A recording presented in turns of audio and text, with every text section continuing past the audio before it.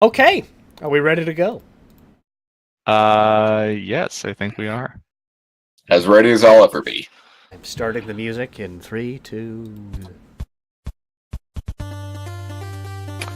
Hello and welcome, everyone. We are No Shots Fired. We're coming at you again on this beautiful, beautiful Wednesday night, May And I 23rd. am back.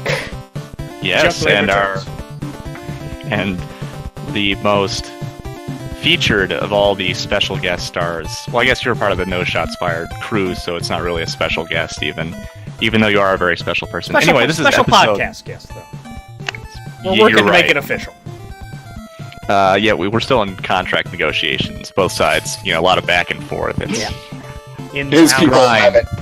His people have not yet talked to my people. Right, I need to get people first is my issue. I Anyway, we're on. I need to do that too. Yeah, it's really tough. They want to be paid and everything. Anyway, it's episode 17, Into the Daylight Zone. That title courtesy of the absent J Money, who couldn't make it tonight because he didn't want to. So, alas. I am. That is true. I've had people One call of- into work with that excuse. Yeah, that's usually probably his work excuse too. I am Valen. In the middle, featured spot is Junkblade, and on the far right is my comrade in arms, Doc. Oh, yeah. Good How's evening, everyone doing everybody. Good evening. Tonight we're going to be talking about, again, God of War, now that Doc has made a little more progress. Nier Automata, which I missed the discussion on that, so I'll be excited to learn about that. Pillar of Eternity 2. Once again, misspelled, but not Deadfire anymore. At least we're Deadfire again. So phonetically, we're where we need to be. And then N64 Classic game ideas and your questions to round out the show. Yes. Let's jump right in with that God of War update. Okay, so I played some more last night. Yeah. I feel like I need to get... So I know the game opens up eventually and gives you, like, much more freedom into where you go and, like, explore and stuff. And I feel like it needs to get to that maybe a little faster. Because right now I'm just kind of running down hallways, getting in fights that I'm not very good at fighting, and then just dying and replaying those fights and just going, this is super tedious. But it looks good. A good-looking game. I want to give a little preview of what we're going to talk about later in the show, but I don't want you to talk about tedious until you've heard my story with Pillars of Eternity 2. Although it's largely self-inflicted, but Okay. I just Some of that tends to be your fault some of the time. yeah, it's. And I don't. Part of it's probably I've never really been good at these kind of action games. But also just I don't know, the combat just to me does not feel good. Like the movement when I'm like locking on to like guys and I get surrounded and I'm not quite sure how to get out of that kind of situation, but that happens a ton. So I basically just kind of beat on that, axe button and just hope I happen to survive this time. Yeah, and that's Yeah. well, it's like the opposite of what you want in a game. So, Yeah. Caleb, how would you contrast that with the combat in super tough game that you Dark were Souls. playing for a while? Dark Souls 3, it has some combats like that where you really... Well, I personally had to kind of just hope I got lucky and got things in at the right time, although obviously there are players who are much, much, much Yeah. better than I am who can just take the bosses on legitimately. There's actually still one boss in Dark Souls 3 I haven't beaten, and I'm not sure I'm even going to try. Hmm. He's an Interesting. optional boss. Okay. Yeah, and I think this is a similar combat system in terms of people there are probably people that are much better at it and just can kind of have a much better rhythm. I just have not been able to find that yet. My favorite move so far is to just keep backing up and hurling the axe at people and recalling it back because that's a very satisfying thunk when he catches the axe again. That sounds cool, but But from a combat perspective, does not sound very It doesn't enjoyable. work super well.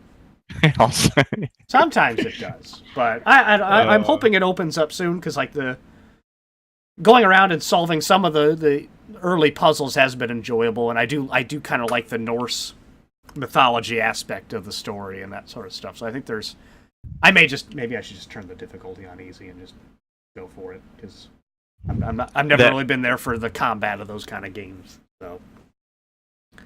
And yeah, I don't know. Maybe that would at least let you get to that open part, and then I can bump it up. Maybe. I guess let me ask: is just because some people are super good at it, do you feel like this is a combat, like a design flaw for you, or is it you're just not very good at it? I think it's.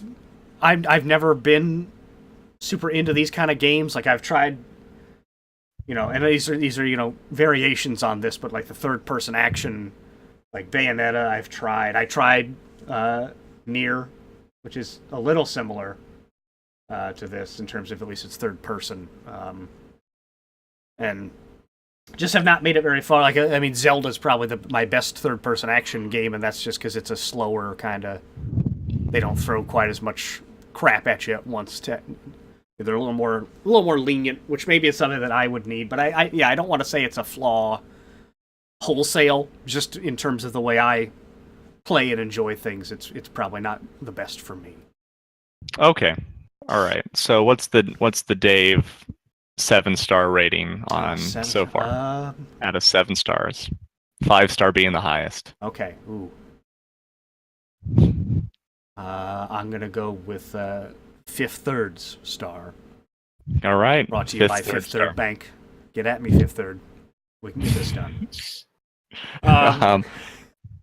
But yeah, I'm gonna try to do some more eventually. Maybe not this coming week.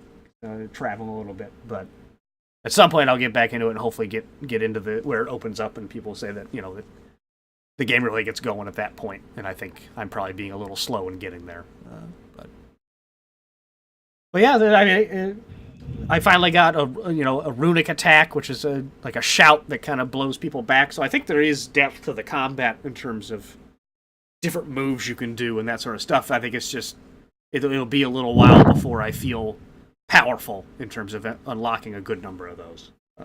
Okay. I mean, that does make a big difference once you've developed your full complement of moves. Just having options makes it, even if I'm dying at the same frequency, it probably feels a little better. It's like, oh, well, I can try this at least, as opposed to, I guess I have to axe better. So. Right, exactly. Yeah.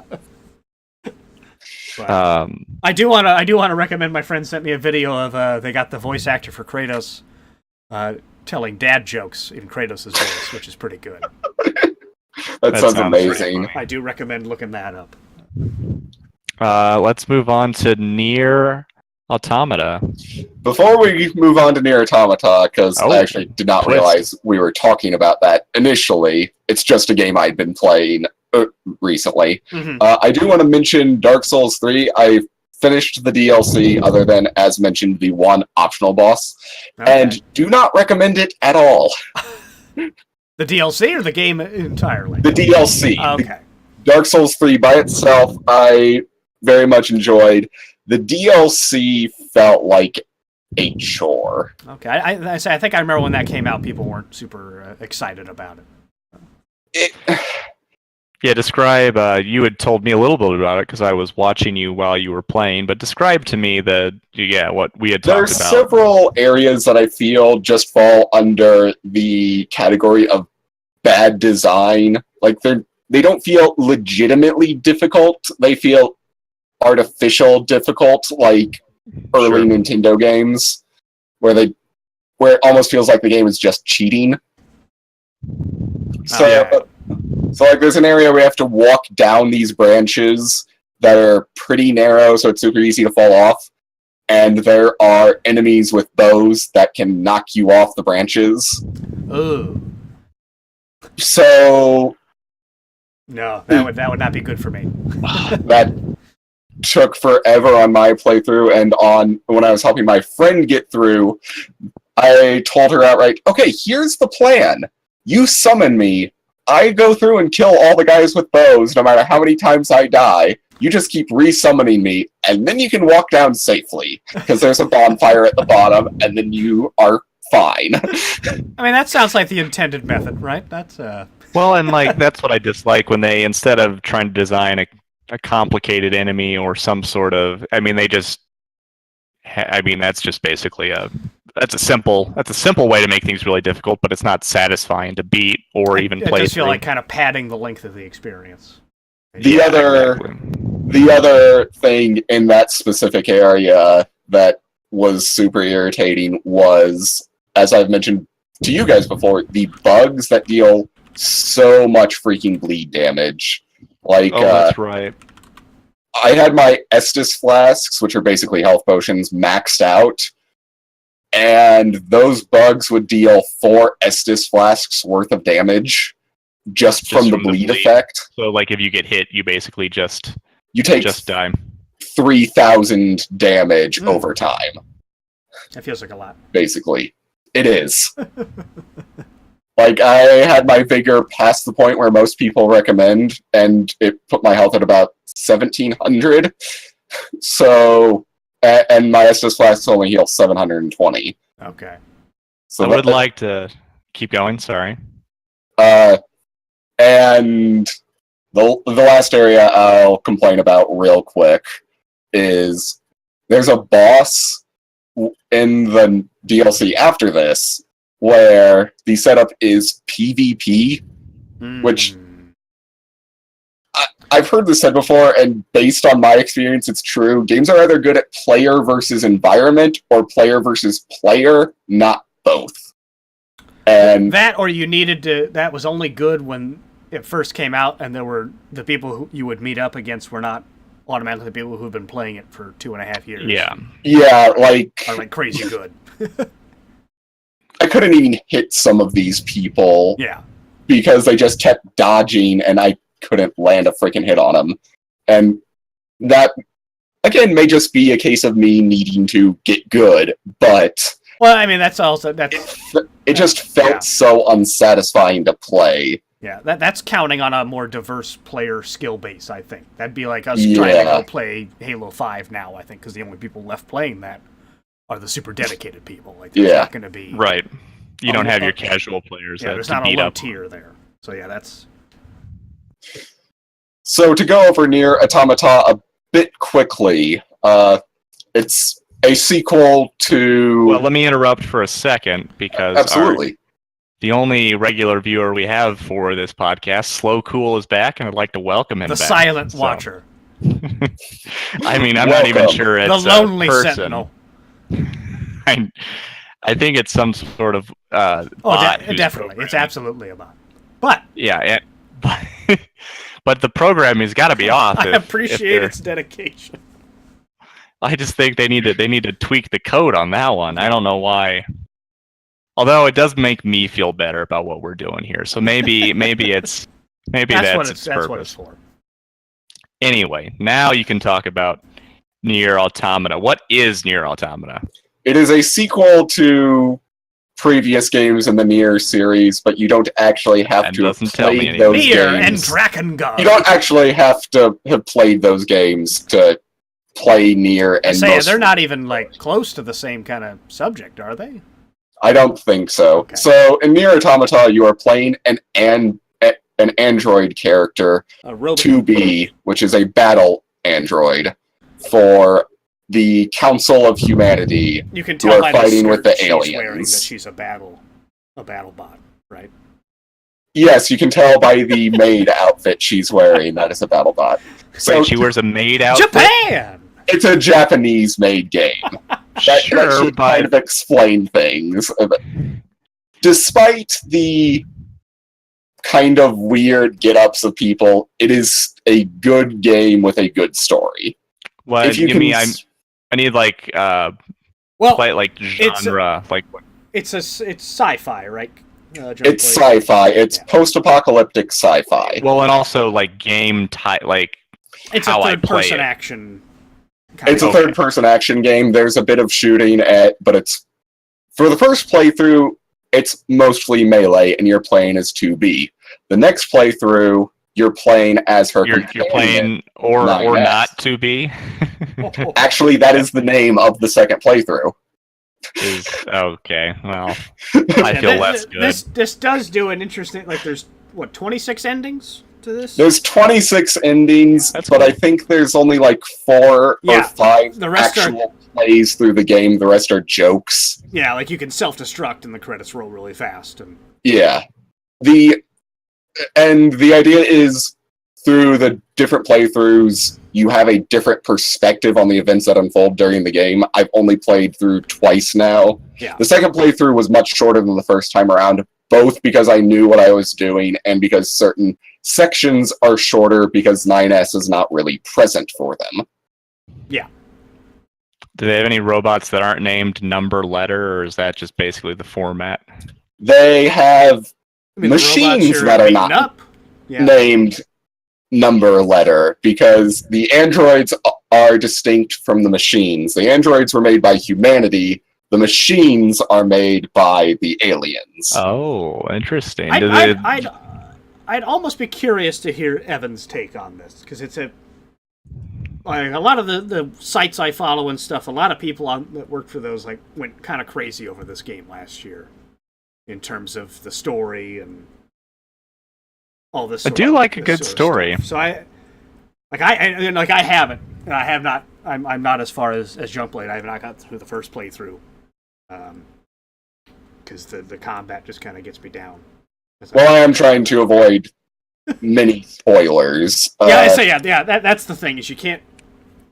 If there's any chance you would play it, I don't want to talk too much about what's actually going on in that. I don't need that. I don't need the. The machine bosses do have actual names. You only see the names of 2 of them in your first playthrough as 2B, but when you play through as 9S, you can see some of the previous bosses' actual names. Because he's like a reconnaissance guy, right? Yeah, 9S is a scanner, 2B is for battle. Anything with the letter O is an operator. Yeah. Then there's the commander who doesn't actually have a letter number thing, as far as we know for now. I mean, okay. I think there's 2 or 3 more playthroughs of the game I would have to do to figure that out. And like I said, it's not completely tedious playing back through because you get a different perspective on things that happen. So there are things you don't see from 2B's perspective that you do end up seeing through 9S's perspective. It's definitely something you have to be invested in the story to go through what they want you to go through, I think. Yes. Yeah. If you aren't invested in the story or the combat is dragging you down, I would either of those things, I would say the game's just not for you. Pick up a different Although one. I will say I switched to easy, and you have to do almost nothing.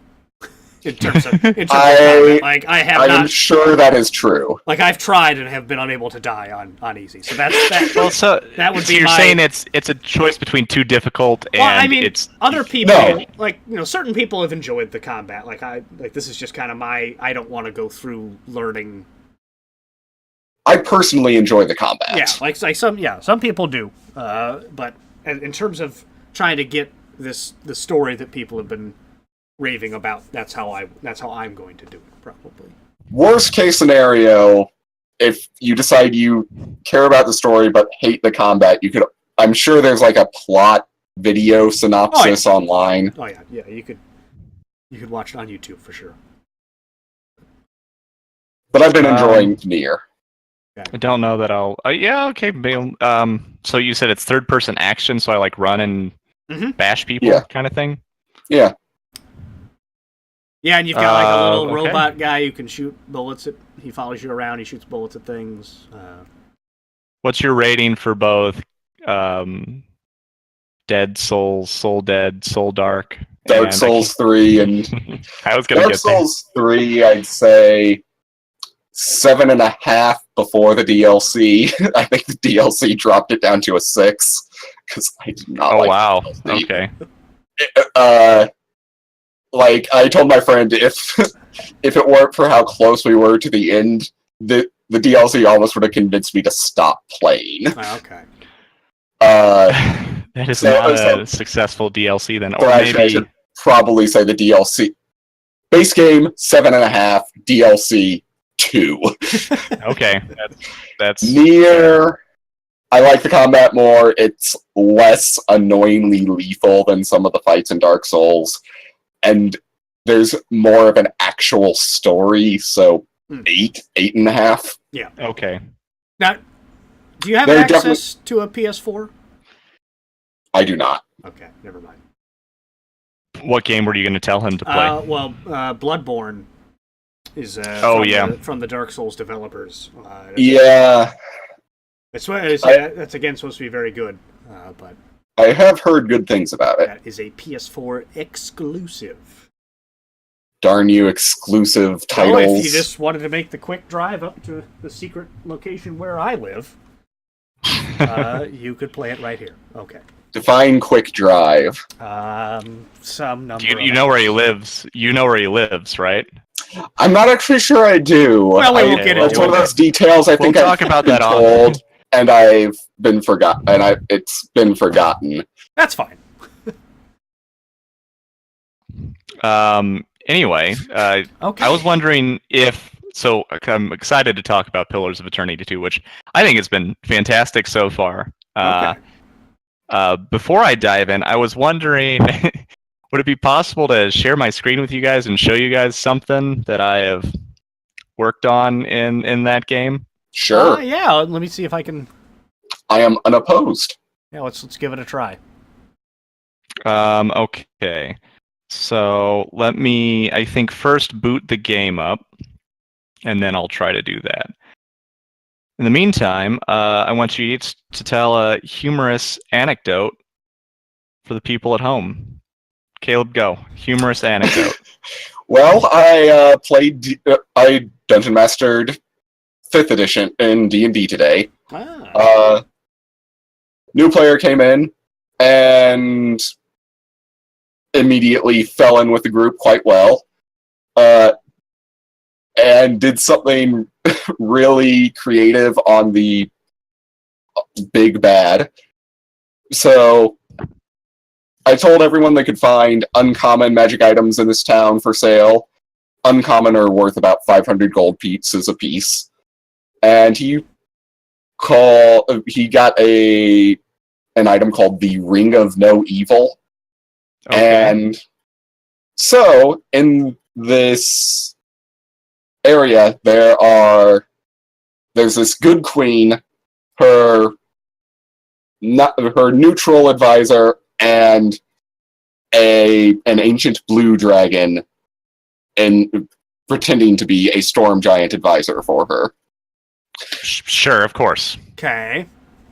There's a long drawn out plot that I don't need to get into explaining that. But anyway, the Ring of No Evil.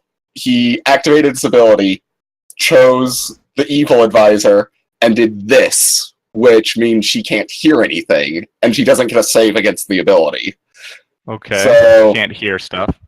She's met them before, so she knows, they know, she's an ancient blue dragon, and the people in this court do not like dragons.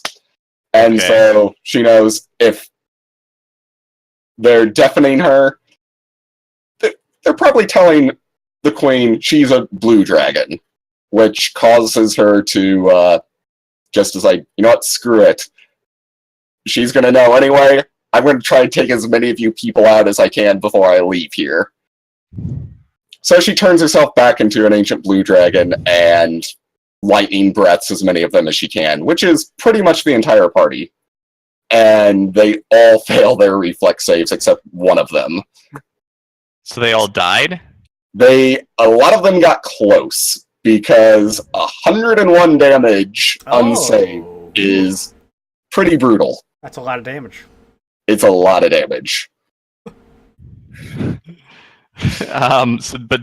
So was it a party wipe scenario or not?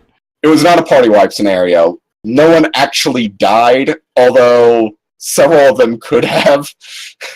Because 5th edition is much less lethal than Yeah. previous editions. You have to, in one hit, go to negative half your total HP to actually outright die. Oh, okay. So it's very, very hard to die. Especially once you get to higher levels. Okay.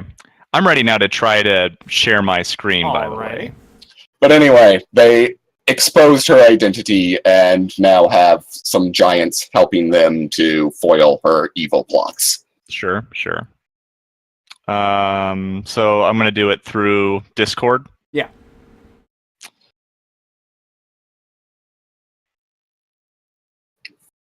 Oh boy, that's not very big. Let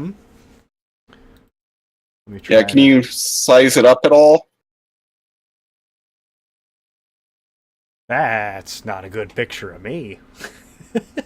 No, it is not. I see Valen and you, Doc. I see. J Money. And I do recognize the J Money one. Is that Tommy Tom? Tommy Tom Tom, I recognize. I don't recognize the one on the far right. That would still appear to be a base character. Probably. So how's our adventuring going? Does sharing the screen mean he can't talk anymore, or is he just? I have no idea. Because this would be funny if he's talking the whole time. He's probably talking the whole time and doesn't realize we can't hear him. I imagine we haven't done the screen sharing thing before, so none of us were aware of this. All right, well, I guess I'll try to narrate. There's a ship, and he's running up to the back of the ship. It appears that he's altered the game to add portraits of us. I'm getting a Diablo 2 vibe from this. It definitely looks like that's some good water, though. Yeah, That is some Like, good-looking water. like an upgraded Diablo 2. Yeah. A Diablo 3, you might say. I think there are people who would argue with you that Diablo 3 is upgraded Diablo 2. Oh, they fixed it. So fun all right, fact. I'm back. Am I We back? cannot, You're we cannot you're hear back, but anything you said if you said anything. I think Yeah, I was got talking, the gist of it though. I think I was provided talking the some whole good- time. So, but as you can see, I modded the game to put pictures of us in for the characters. Okay, I nailed it. Nice. That is not a stock option in the game. That's something you have to do a little bit of photoshopping. You just drop them into a folder, but a little bit of photoshopping. Got to get the dimensions and stuff right. You can do that with the Game Maker, RPG Maker. Mm. You can use any photo you want for enemies, so if you feel like it, you can just say, use a photo of your little brother as the main boss. Sure. Well, and Doc, I heard your comment about not liking the photo. You don't. I had to use Facebook as my photo repository. Oh, None of us really I have don't a lot of photos. I'm not present on that platform much. No, so but I wanted you in there. So anyway, Pillars of Eternity 2 has been a great game, good story. I really like the combat, a lot of options. I would say you definitely, if you're playing it, just don't focus solely on the main storyline because you'd probably be through it pretty quick. But you're not supposed to play it like that. You're supposed to, get yourself involved in the myriad affairs of the Deadfire world. Anyway, let me tell you about a campaign I was doing in this. Some might say rather foolishly, selected the option where if your party is wiped, you lose the game and your save file is erased. Yeah, it's no good. However, I thought I was managing it pretty well. I was only fighting people who were either at or under my level. It does have a helpful thing where if somebody's really strong, you shouldn't fight them. It has a number of skulls above their head to indicate that it's a dangerous situation. Yeah. However, I did learn what was 40 hours into my file that it is possible, and up to this point, and this has never happened before, it's possible that if you hit 0 HP, you can just die instantly. Mm. Now, normally you get knocked out, and you get a chance to be revived. However, my character when you reached 0 HP, just died instantly, and then a box flashed up on the screen saying you had died, and it said exit, and that was the end of that campaign. So, it must do like a saving throw or something. And if you failed it like 3 times, then it's a KO. Yeah, I mean, it must be something like that. Well, it's super unfortunate, again, that in the 60-plus knockouts I've had, that it happened to the main character, the guy, who's, not that I want Doc or J Money or Tommy Tom to just die outright, but we are expendable. Well, yeah, the story doesn't just stop if one of you guys dies. Yeah. But so it's been a great game, and I'd highly recommend it. I really like the story's super solid. The combat's cool. You can mod it so that you can have pictures of yourself in there. So good looking I'm water really too. I was impressed with the water. Water's great. You get that pirate ship you saw me on. You get to sail that around. That's really solid. That's pretty cool. Very solid. It's been one of my favorite games I've played in a while. Very cool. So yeah, I'd give it an 8.5, an 8.75 out of 10. 8.75. Because I want to have the highest rating of any game that we've listed so far. So we've had a 5/3 or 5/3. Yep. We've had a 7. We've had an 8.5 and an 8.75, I believe, so far. And if you count the DLC as its own game, we've technically had a 2. Yeah, exactly. And then I think we should talk about the N64 Classic game ideas. Maybe, Doc, you could lead us off there. Yeah, so for people who don't know, Nintendo has been releasing what they call classic systems, which are these little systems that come preloaded with games on them. And they are plugged into the HDMI, so this is the Super Nintendo Classic. And just a very cool kind of little package. So the NES one had 30 games. The Super Nintendo one has 21. And these are, the high-quality titles. Your Final Fantasy 3s, your Link to the Past, your Mario Brothers 3s. Right. Not Mega Man X, X2, and X3? Mega Man X is on there, yes. I'm actually surprised by that one, although it's a great game. It seems like the kind of thing Nintendo would have overlooked. Oh, no, I mean, I'd say the only title I really think it's missing, for me, the Super Nintendo at least, is Chrono Trigger. Chrono Trigger. I need to play that game. Yeah, but they do have, so the RPG, they've got Earthbound on there. They've got Final Fantasy 3/6, whatever. Super Mario RPG. Need to play that one too. Yeah. So they've got maybe another one I can't remember off the top of my head. But anyway, Nintendo has recently filed for a N64 trademark, which has given people the impression that they're going to go the N64 route on the next one, which a lot of people were expecting anyway. So I figured it would be fun to kind of go through and see what games we would want on an N64 Classic. Gosh, okay. Here, let me keep track of. Let me open a notepad here. I mean, the obvious one. Let's go through the obvious ones first. Okay, so, say it with me now. Ocarina of Time. Yeah.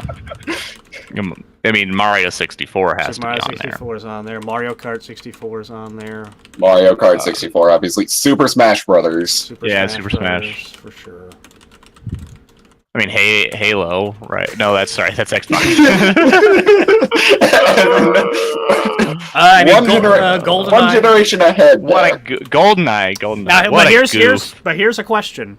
Bond. GoldenEye, made by Bond, and made by Rare. Rare now owned by Microsoft. Oh yeah. So let's think in Rare games. I mean, you've got GoldenEye, you've got Diddy Kong Racing, which was a popular. You've got Donkey Kong 64, DK64, Banjo-Kazooie. Wow. A lot, a fair amount of the classic N64 library under the Rare banner. So I I could see them getting it, but I think that is an open question. Do you think they'd have something like Perfect Dark on there, or is that too? I mean, that's rare also, but I would, my personal, I would rather Perfect Dark than GoldenEye, because I think Perfect Dark was a better version of GoldenEye. I thought so too. I thought it felt. I know it'd be a little bit weird to have a sequel and not the original on the console, but I still think Mario Party 2 is almost an auto-include. I would agree with you, but it is true that they have kind of put... So, like, a lot of people consider Donkey Kong Country 2 better than the first one. But they had the first one on there because that's a much more... That's the one people remember. I guess, like, the layman remembers. That's the nostalgic title. I vaguely remember Mario Party 3. I don't recall Mario Party 1 at all for some reason. Mario Party 1, if you remember Mario Party 1, if you ever got a blister in the middle of your palm, I think. That was the Mario Party 1 thing. I think that's happened to me with several games. But, yeah, I think it's pretty accepted that Mario Party 2 is probably the best of the N64 Mario Parties. But then that brings up an interesting question we were talking about earlier, is how many... realistically, how many controllers does this need to come with? Because so many of these games are multiplayer. At least 2. I think so. And I think, like the NES, the Super Nintendo, that came with 2 in the box. The NES came with 1, but they sold standalone controllers for like $10. And if they can... I wouldn't be surprised if the N64 one's a little more expensive at 15 or 20, but you got to make that... You'd have to make that a standalone thing because people will want to play 4-player. Yeah, and I don't think they can affordably package 4 with the system, especially because even though many of these games will be multiplayer, or at least some of the most famous ones, there are going to be people who are buying this for themselves and not. Yeah, people aren't going to want 4 N64 controllers. Yeah. They're not the most space-saving. Do I have a... I would wager 2. Do you guys like how I steadily sink into darkness as the podcast goes? Yes. This is kind of another hit me. Unorthodox suggestion. Legend of Zelda Majora's Mask. I think you have to. That has such a cult following. Like I've never beaten it. The time limit freaked me out. And same. But yeah, I mean, you got to include the 2 Zelda games. I think for sure. I think that's a good call. The reason I say Majora's Mask, I think Ocarina of Time is better in terms of game mechanics, but I think Majora's Mask has a better story. I don't even. I mean, you can think that, but yeah, but a lot of people do really go to bat for the story. Not even maybe not even the main story, but all of the side stories. What people really seem to latch on to into that game, because you see like a character progression, which for interesting. Which for the N64, for that time was a very rare thing to be able to do. And to be fair, the stories do have a very different scope. Like much more personal. Ocarina of Time is completely about saving the world. Mm-hmm. Majora's Mask is primarily about saving the world, but there are plenty of side quests that they couldn't do in Ocarina of Time that are very personal. Yeah, for sure. And even the main quest is way more personal than Ocarina of Time's was. Yeah. Mm-hmm. Which isn't to say there's anything wrong with Ocarina of Time's plot. They're totally different, which is very sweet. It's something I need to beat that game just as a Zelda fan. I need to be able to say I've played through that game, I think. I would say don't feel bad about looking at a walkthrough for some parts, because some parts are very annoying. Oh yeah, I've got 2 different guides on my shelf. Like I have no excuse. All right, I cheated and I googled famous N64 games, and I've found 3. One of them we should definitely have got by now. Paper Mario. Mario that 64. Was one of the 3. For a system that has so few RPGs, that's a good one. Ogre Battle 64, it would be my personal suggestion, but I don't know if it's on that list. Thinking of that, no. But I really liked it. I don't know that it's going to make the cut. No, there's still 2 other ones, I think. Okay, hit me. I've got Oh, I've got 3 suggestions. okay. 3 things that just came to mind. 3 more? 4. Okay. 4? Okay, first, Star Fox 64. Yeah, that was one. That was one of the big ones. Bomberman 64. Ooh. I actually had not. Bomberman 64. Was that a good That's a good Bomberman? Was that? It's the only Bomberman I've actually played Here's a lot a question. of. And Are there no, good Bombermen? I think Bomberman 64 is a good Bomberman. Okay. The multiplayer was okay. I enjoyed it. Rampage. Well, I keep going. My last guess is Gauntlet Legends. No, it was Turok was the other one, which I Turok. That's not something I ever really played much of, so that's why. I'm not sure No, I'm ready it's for not on my Turok guess. to blast back into the scene. Okay. I didn't like it, but I mean, I think that was a fairly popular. Another interesting question here is how many games. How many games do you think would come with it? How many games do you think it needs to have? Because the How many have we NES listed went so from NES had 30, but there's those are much NES games are much smaller. Super Nintendo went to 21 because they actually released Star Fox 2 with that. I feel like I don't want them to go much lower than 20, but the N64 library is not very big to begin with, especially if they can't get these rare titles. How many non-rare games have we listed? All right, well, we've got... All right, I'm going to do realistic ones. 1, 2, 3, 4, 5, 6, 7, 8. 8 to 10. Okay. So we've got a pretty good base there, even without the rare games. Yeah. I would say... I mean, you could get to 20. Depending on how far they want to stretch things. Yeah, I don't think you can go lower than 15 and still have it be like a value. Yeah, I agree. Oh, Kirby 64. That's probably not. Never actually played that one. I don't know that I did either.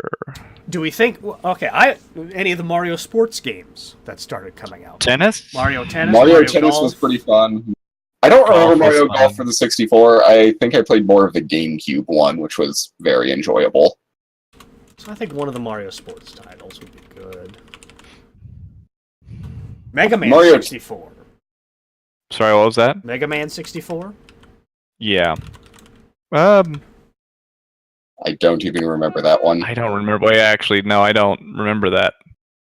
I mean, It wasn't a Mega good. Man. I don't think it was good, Yeah, but it is a Mega Man game, so I don't. it's a Mega Man game, but I mean, if it's the Superman 64 of Mega Man games, there's no. It's probably reason to not put it that bad. on there. It's probably not that bad. Oh, no. here's a Pokemon Snap. I would Pokemon Coliseum. hard pass on both of those. You can't Might do Coliseum because you need Coliseum or Stadium. I think on the N64 that required the Game Boy integration. I think right. Oh. Now, despite Valen's eye rolling, I think Pokemon Snap would be a popular pick. I really did not like Pokemon Snap. Did you like Pokemon Snap? Not really, but I'm not buying it just for Pokemon Snap. That's for sure. Oh, well, yeah. StarCraft 64. Huh? Oh man, if it had I StarCraft forget 64, that was a thing. Are you just going through an entire list of so I've got 64 titles? So I've got an app, and I made a wish list of games I would like to have on the N64. So Okay, I was just curious. Oh, Wayne Gretzky's 3D hockey. That's a need. Yeah, that's a need for that's this a need. crew. Yeah. NFL Blitz. That would be a good one. Man. Gosh, initially when we were doing this off the cuff, I couldn't think of. There really are quite a few Wave Race. Wave Race would be a. I have. Did we already? Multiple of the ones we've mentioned. Not 1080, all of them, 1080 but snowboarding. Anybody do 1080 snowboarding? I've heard of it. Ricky Winterborn. Good stuff. What about what's the one with Captain Falcon? F-Zero? F-Zero X? That would be one. F-Zero might be on their list. People are desperate for an F-Zero game. That's for sure. He's one of those guys who's like sort of he's a very low tier mascot. He's the Guardians of the Galaxy of the Nintendo universe. He's like a D grade character. Those movies made so much money, though. I don't know if Yes, they're still D grade. I think his series could make a lot of money, but it's an execution thing because the Guardians of the Galaxy movies, if they had been bad, would have just and yeah, no one would have ever paid attention to comics again. Other than the already diehard fans who knew about them already. Yeah, man. Yeah, with the rare. Okay, here's an interesting. Okay. All right, let's go through and I want to go through our list that we've got right here and decide if this is which games are realistic and which aren't, and then we'll have a count. Okay. All right. Super Mario 64, yes. Ocarina of Time, yes. Stop me if you disagree. Mario Kart 64, Super Mario Smash Brothers. One of the Mario parties, I agree that Mario Party 2 would be the good choice. But one Mario Party is going. One of them, yes. One of them. 5. Okay. Majora's Mask. I don't think that's that realistic. It's what I would. With the 3D, they've remade it. They've shown it a lot more love recently. So I think you're on. Okay. About that being my only. What? What? Guys, I think I lost you. Well, we can still hear you. I cut out for a second there. Yeah, you did cut out for a second, but it's fine now. Or maybe it's not. No, it is. Anyway, I don't think they want to overload too much of any one franchise, so they might try and restrict themselves to one game from a franchise, at least at first. I think Zelda's one of the ones that they'll throw them on there. They did both I Zeldas. suppose since it's only two. It's only two games, whereas Mario's going to get like 6. Yeah, and they did both Zeldas on the NES. They did, I guess, Link to the Past. Okay. The only one on there. I didn't know the history of these. Yeah. Really, yeah. So. I think that's 6. I think Paper Mario is kind of a shoo-in just to have an RPG on there. Paper Mario's a shoo-in. Given the dearth of, I think Star Fox 64 is on there. Yeah, that's Star on there. Fox is absolutely on there. All right, here we go. Bomberman 64. I would probably say pass because I bet they go down to 14, 15 or lower based on what you said the trend is with the other two consoles. Yeah. I think it's a possibility, but it's on their long list, not on their short list. I would agree. I would put Turok in a similar description because I don't even know who owns that game at this point. All right. Yeah. Well, I can't even think of ever playing it. And even nowadays, I don't know if I would play it. I played it on the IMAX in middle school. I think we played some Turok. I didn't really like it. Okay. Kirby 64. Not a game I've played, but I think Kirby's enough of a mascot. They put 2 Kirby games on the Super Nintendo one, so I wouldn't be surprised to see them. That's fair. And he's still they make a good number of Kirby games these days that they probably want to keep.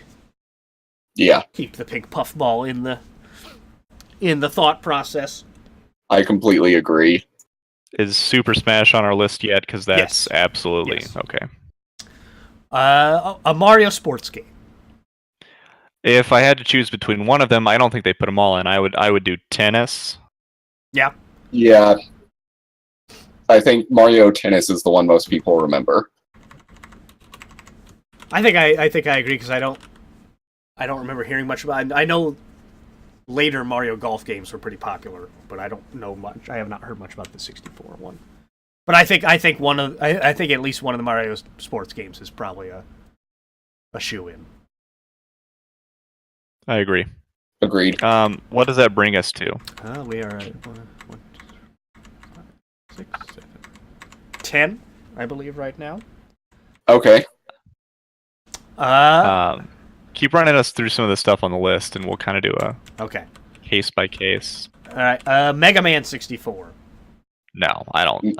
I don't think so. Even though it's Mega Man, I don't ever hear anything about that game. I don't think you need it on this. It's not the same as needing a Mega Man 2 or Mega Man X on the Yeah. previous 2. It's not as iconic because it's not Mega Man Legends or Mega Man Zero or I do not think it is warmly regarded as a quality title. So, but it'd be funny. I think it'd be funny if they had it on. But. True. I think we could cut Ogre Battle out right now. Yeah. I don't think there's any chance. I would like Ogre Battle in there, but I think you're right. I doubt it's even on their long list. Yeah. I think it's like somewhere near the bottom, closer to Superman 64. Yeah. Not because it's a bad game, because it's not. Just it's much more obscure. So. It's much more obscure. I think they almost have to have a Pokemon game on there, and I think Pokemon Snap is probably the only option. God, it just ruins the whole catalog. But am I wrong? I don't know that you're wrong. I think they have to put a Pokemon game on there, but people really liked Pokemon Snap. I was so disappointed because I see it talked about quite often. So, like in a positive way? Yeah, I mean it's just a silly. I remember renting it. I remember playing it and going, "Okay, this isn't a ton of fun." This isn't. Yeah, that's how I remember it too. And especially when coming off of how fun the Game Boy was, I just wanted something RPG like where I could fight with Pokemon. Yeah. We're still waiting for that console Pokemon game, but I know. Why is that so? It's going to happen now that the Switch is both. So we'll see what. I think the rumor is that there's going to be a Pokemon game this year. I don't think it's going to be the one that we're talking about that we want. I think that'll be the next one. This one is going to be kind of like a carryover. I'm looking forward to Metroid Prime 4. Yes. You think they've just been tweaking that story for the last 15 years and balancing all the different Pokemon? Is that what? No, I think. Yeah. I don't think they're going to put out like the next generation of Pokemon game is what I'm saying. I think it'll be. Like I'm just wondering why they haven't done it yet. It's always been a mobile thing. They've always wanted to sell 2 different versions, and I think that's a much harder sell on a home console. Sure. Yeah. But I think it's getting easier as time goes on because it used to be really annoying trading Pokemon, but because you had to have a friend. Yeah, the internet. But now with Wi-Fi, it's so easy. Yeah. Okay. I'm not gonna. Yeah, StarCraft 64 is a no. It'd be hilarious. But I'm not gonna hold out hope on that one. Yeah. Now I think Wayne Gretzky 3D Hockey needs to be on there. I think just so for too. Me, I don't think it will be. You don't think so? I feel like that was. I guess I don't know. I'm not as. We played the heck out of it. That's for sure. Right. But. Or, I mean, on that same token, do you think something like NFL Blitz is a much more widely popular title. I don't know who owns it, and I don't know if they'd bother messing with putting like a licensed league. I guess I don't know if that was officially licensed by the NFL, but I also don't know how popular NFL Blitz actually was. I just remember us playing it a lot. NFL Blitz was a pretty big. It was bigger than Wayne Gretzky's 3D Hockey for sure. Should it have been? I think no. But okay, so those are ones that we would like on there, I think. But I wouldn't put that in the definite category. I think literally the only way Ogre Battle gets on there is if Square Enix decides to make a sequel, which they will not do. Yeah. Who owns the rights? Does Square Enix still own that story? I thought Square Enix owns it. Apparently Nintendo doesn't. Square does. At least that's what I've been told. That would make sense.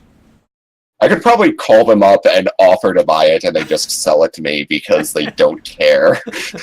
Well, that's what I was wondering. I thought, if I wonder about people who hang on to this intellectual property that used to have like at least some value and then just over time has degraded. I would think it would be interesting to get into the idea of buying that. Yeah. I mean, like maybe not us, but if I were a game company. From what I've heard, because quite a few podcasts I listen to, they'll get into the topics of, well, why don't they make some, another one, and they'll talk to people who have tried to buy it, and they're just like, the company's like, it's not, it's like, I think almost monetarily, it's not worth their time to even dig out the paperwork to do it. So they just let it. They're just not even going to bother. Yeah, I can absolutely see that. Unfortunately, that seems to be how a lot of these things go. But yeah, maybe someday, Ogre Battle. I think someday, but not anytime soon. Okay, Wave Race 64. That was a launch game, I believe. That was a... Yeah, I mean, it was a launch game. I don't know if... So there's a lot of the... And what was the one where you flew around in the sky? Pilot Wings? Yeah, I mean, there's launch games that I don't think should make the cut, but I don't know. They did put the Super Nintendo Pilot Wings on the Classic. So that would be my... You think they're going to put that on there? I would rather them put Wave Race than Pilot Wing 64. I did not really enjoy. Yeah. I don't even remember either of those games. There wasn't a lot to do in Pilot Wing. You flew through a lot of hoops. Whereas Wave Race is at least a competent racing game on jet skis. I feel like if you want to fly through a bunch of hoops, you just get the winged hat in Super Mario 64 and then do other things. Yeah, but instead of that, imagine you're a plane and that's the entire game. And then I understand. Okay, I think that's just my comment. Yeah. I think what I'm thinking here is there's a group of 4 that we have here that I think are similar that I would like them to have at least one of, and I think that's Wayne Gretzky 3D Hockey, NFL Blitz, 1080 Snowboarding, and Wave Race 64. I haven't actually played 1080 Snowboarding, so... I remember having a lot of fun. That was a very good snowboarding game. It was fun. If it was one of those 4... I mean, it would probably be NFL Blitz or Wave Race. Yeah, I think NFL Blitz or Wave Race. I think would be. I have to vote for NFL Blitz because I think it might be the only one I actually played. Wave Race might be an easier one to get because I think Nintendo owns it. So I wonder if they. And we do have to think about that. Yeah, if it's worth their time to try to mess with and the NFL aspect of it. After this is over, send me a list of games that we want to look at the rights to and just figure out who actually owns them right now. And then we can answer that question for you viewers next time. Yeah. Many of you questioning in chat, I'm sure. F-Zero X, I think that's on there. I think that's on there. Yeah, it'd be a not smart move to leave off F-Zero when people are so desperate for an actual any F-Zero at this point. Is there a single Metroid game on the 64? No. Okay. No, the Samus was in Super Smash Bros., and I think that's about all you got. No, it went straight from Super Metroid to Metroid Prime, I believe. Okay. Although the handheld ones might have come out at a similar time as Prime. But Fusion is a fun one. Yeah, the handheld ones are great. And then we get to the rare games, which I think if they do rare, I think GoldenEye's on there. I think Banjo-Kazooie's on there. Yeah. Donkey Kong 64 is on there, I think, just because Donkey Kong. I agree, but I can also see them leaving it off because I think that is kind of considered to be where they kind of went off the rails with the collecting. It is aspect of that. I don't think I'm ever going to finish that game, and I don't think I even want to. Yeah. I think Banjo-Kazooie might satisfy that. Yeah, I mean, they almost might even put Banjo-Tooie on there before DK64. I did not. My argument for DK64 was strictly on if they were going to do by name recognition, not necessarily funness or quality for the game. Oh, I could see him putting DK64 on there just because Donkey Kong's still a major player in the Nintendo canon, for sure. Exactly. But here, okay, interesting one. Real quick. Do you think they would put Diddy Kong Racing on there? I don't. Based on how this list is already shaping up, I don't think they will. I don't think so either, because we've already got at least 2 racing games on this list. I don't know if they would want a third. That's what I was thinking too. But Especially I wonder considering if that we're thinking they might only have 15 games. Well, it seems very unlikely to me that they would have more than they did for the Super Nintendo, right? And probably, Yes. I think 20 is probably our max. Would be my Right. guess. Yes, so you have to think about it. 3 racing games when the maximum number of games we're What? thinking is about 20. The list I've got right now for sure ones we've got 12. So, are we not including the? Well, I guess that also So I think we've got more than that, sure ones, but it's predicated on them. Oh yeah, the negotiating rare with thing would add 3 to 4. Square. Add 3 to 4. So that would put us around 15. What are our top tier rare games? GoldenEye. Yep. What are the GoldenEye, others? Banjo-Kazooie. Conker's Bad Fur Day? I don't know know if that's they do that just because of the mature aspect of that game. It was just an idea because it's one of those obscure games that's it's one weird. that people know I about. And I tried playing it. I didn't care for it. yeah, I kind of see what the appeal theoretically is, but it holds no appeal for me. Yeah. It's just an annoying platformer. no, and you're right. That would definitely be one that people would like to see on there. I would be surprised if Nintendo, the company, wanted to dredge that. If That they're whether or not it's on the list is entirely dependent on whether they're willing to have an M-rated game Yes. on Yeah. that. And I would vote no. Yeah. My gosh, this has extremely high ratings online. Conker's Bad Fur Yeah, I Day. mean, did not- people, It's certain people really like it. certain people really like it. What? I tried It's just- playing it because a friend gave it to me. I ended up selling it for like $90. Oh, I gonna wish you say- kept a hold of that. It's I worth wish so much you more. still- Yeah. I mean, I don't like holding on to things just because they're valuable and might remain yes, valuable.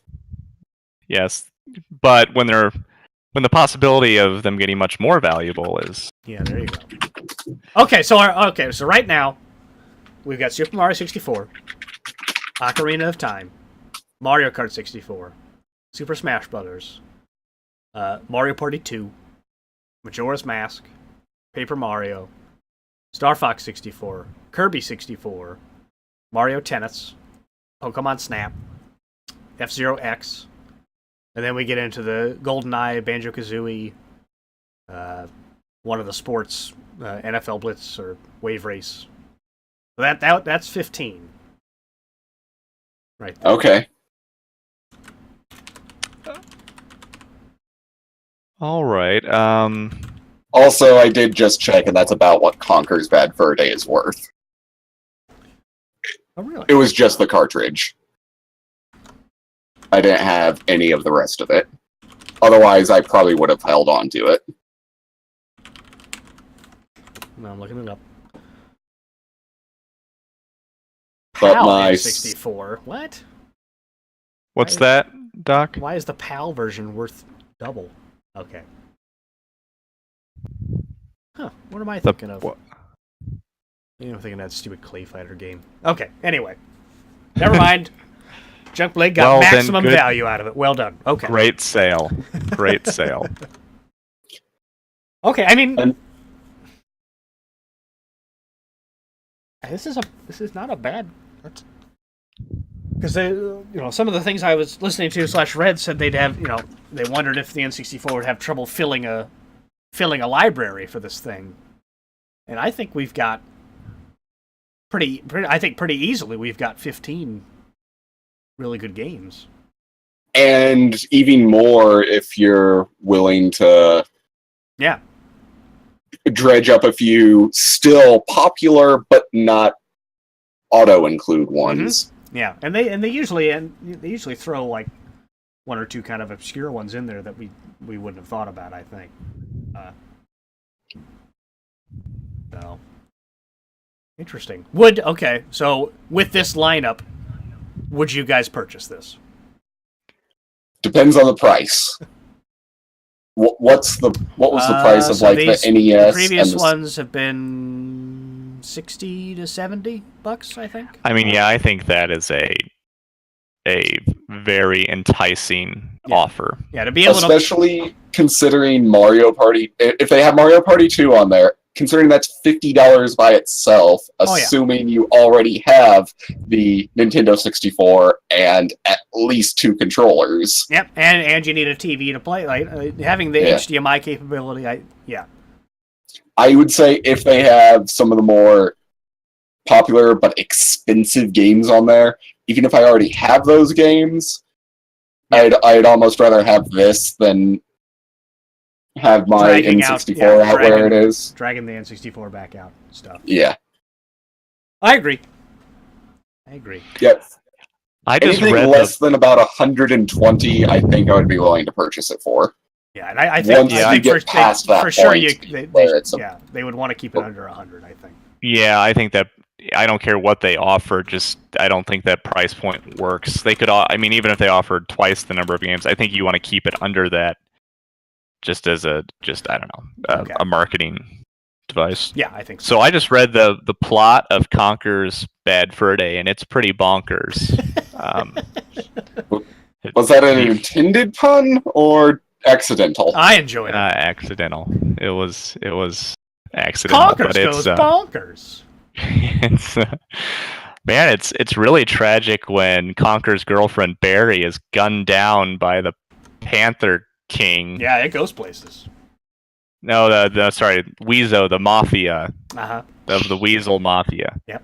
But it's cool because it's all right because the Panther King dies when a xenomorph breaks out of his chest. So. Oh, okay. Little crossover action there. Yeah, my friend told me about that, and I was like, you know what? It's not even worth my time to get to this ending. No. The ending, the game freezes at one point, and Conker gets mad at the developers of the game for not beta testing the game properly. And so it's very meta. This game wasn't necessarily like the first of its type as such, but it was it's what I think introduced a lot of people to games like it, which is why people love it so much. Yeah. It's sort of like a Deadpool movie, except much more based on toilet humor than Deadpool is. Very, very 90s would be how very I would describe 90s. that game. Extremely 90s. The most 90s? Most 90s. Well, I think now that we've got our list of I have saved this, so when this inevitably gets announced and we can compare. One I'm going to add on Blast Core. So I hear about that game a lot. Last question is, what do you think might be the Dark Horse inclusions? I was scrolling through the list that I just made myself here. I think Blast Core could be one.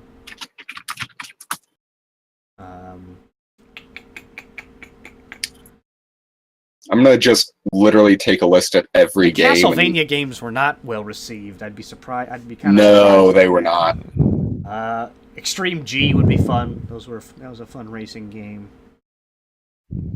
Animal Crossing that was on the 64, but only in Japan, I think. Yeah. Okay. That would be cool if they translated it and brought it over. That would be that would be a surprise one. I'm gonna write that.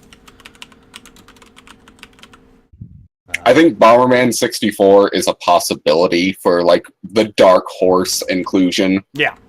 Well, yeah. I'm adding these to our other. The ones we did not include are now considered Dark Horses. All right. Let's see. I'm just taking a look through. Killer Instinct. There were a lot of games. Oh, Doom 64? I don't remember Doom 64. I don't think it was a great port, and I was bummed they didn't put the SNES version of Doom on there. Harvest Moon, I could see them doing. Harvest Moon was something I was going to potentially mention. Yeah, Was because that's just a totally different kind of genre. They could include. What's one game they're definitely not putting on there? I'm looking at the list of Nintendo 64 games, and there are a lot of them. I think John Blade's mentioned it a couple times. Superman 64, I don't think has a good shot at making the cut. I didn't even know Superman 64 was a game. It's widely considered to be one of the worst games ever made. Yes. Yeah, it is that broken. I mean, there's lots of sports games. Yeah. Let's see. There's a Jeopardy game. Virtual Pool 64, I think, is a good shot at not making it. Virtual Chess 64. I just love that they put 64 at the end of all of these game titles. Yeah. Mace the Dark Age is not going to be on there, even though I do know some people who like that. It's just a fighting game that I don't think. All right, that's enough of game thing. Yeah, I just Okay. wanted to hear. Bad Valen, I do want you to look up the Buck Bumble theme song. Just for your own pleasure. Sure, okay, I'll do that. There was a Neon Genesis Evangelion game for the 64. I don't know what any of those words are.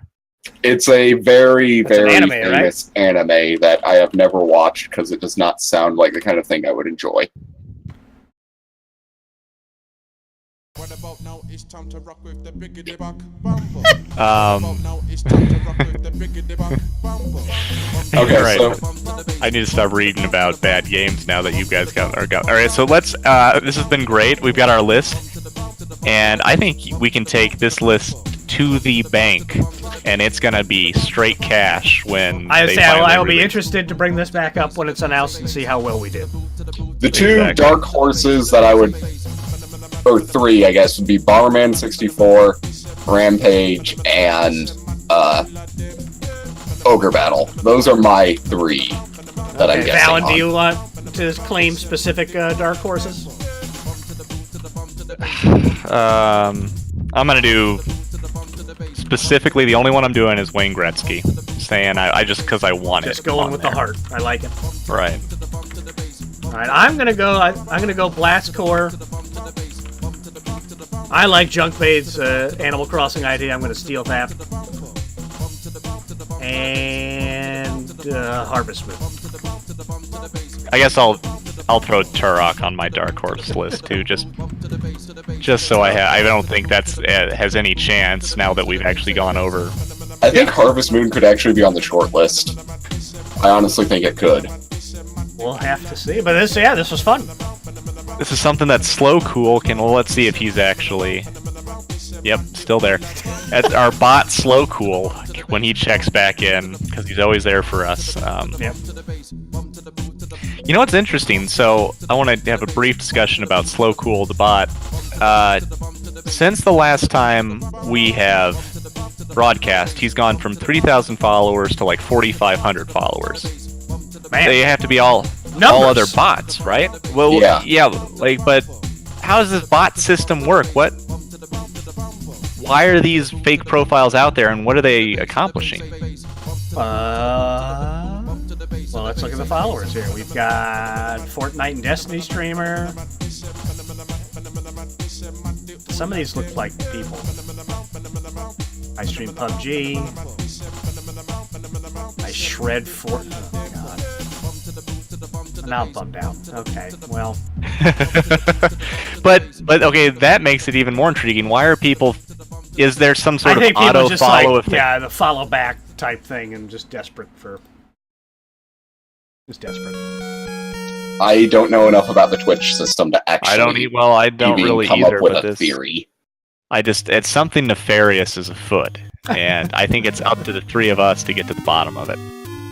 All right, Inspector I'm probably Gadget. not going to put much effort into it, but I will be interested to hear what you guys find. The case is afoot. To the room where we discuss cases, gentlemen. Sounds good. Yeah. On that note, I think that wraps up episode 17, Into the Daylight Zone. This has been Junkblade, Agree. Doc, and Valen. All right. Peace out, everybody. Signing off. See you guys next time.